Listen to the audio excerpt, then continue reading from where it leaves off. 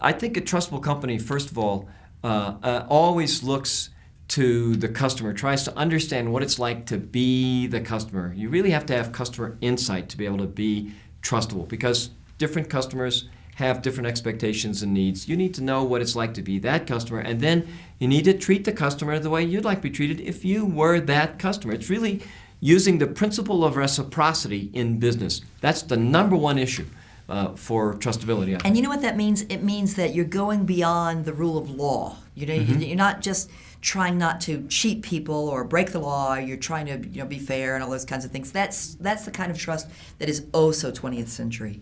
What we're talking about now is a level of trustworthiness that goes beyond that. It's following the golden rule. It's making sure that you have set up a business that can be profitable when you are looking out for the best interests of the people who are paying you the only money that you make, which is your customers. Let me give you an example. Let's suppose executives at company A are considering whether to put customer reviews up on their website. Okay, so one executive says, well, wait a minute, our competitors might go on and they'll trash our product, and hey, not all our products are perfect. Somebody has a really bad experience, they're going to read about it, and they go back and forth and back and forth. The central question to ask, however, in this discussion is, if I were a customer of our company, would I want to have product reviews on the company's website so I could see what other customers say about the product? Answer, yes, of course. I would make sure that we figure it out. They've got to figure it out. An easy way for customers to get the kind of information that helps them make good decisions. Yes. And if the information they get helps them make a good decision that is not about our company, then we have to change other things about our company, not about the way we let customers learn about our company. There are all sorts of ways to solve the problems, the legitimate problems that are raised in that kind of internal discussion. Sure, the sock puppeting. You want sock puppeter coming on, a sock puppeter, somebody with a fake ID, maybe a competitor coming on and trashing your product. You can require registration. You can go back to their email address. You can do all sorts of. And by the way, if you an executive and you're trashing somebody else's, you're taking your own risk. It's the age of transparency. You're going to be outed sooner or later, and there are lots of examples you get caught, of that. Yeah, that's right.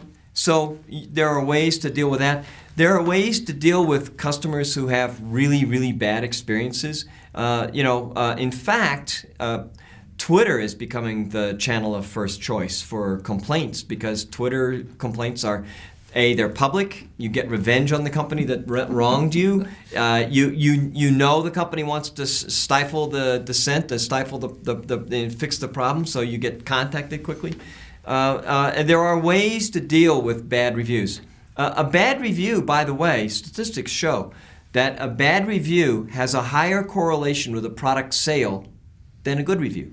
And the reason for that is, if you go to a website where there's 100% good reviews, you suspect those reviews aren't real. It's not that the bad reviews sell something. No. It's that you've got a bunch of good reviews. One bad review in there makes us realize that it's more likely that they're real. Right. If you have all bad reviews, you're not going to sell anything. Right, but if you have all good reviews, it looks weird. If you go to a hotel's website and the first one says, this is a wonderful property, you know it's a fake, because customers don't call hotels properties. That was written by an insider. Right.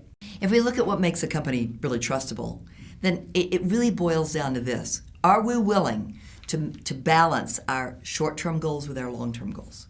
Are we willing to accept that we have to set up a system where we make money in a way that works for customers?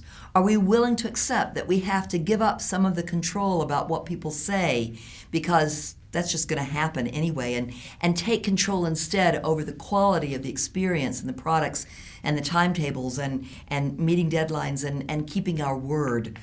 Those are the kinds of things that are going to be required. Are we letting out the right amount of information? Are we protecting information appropriately?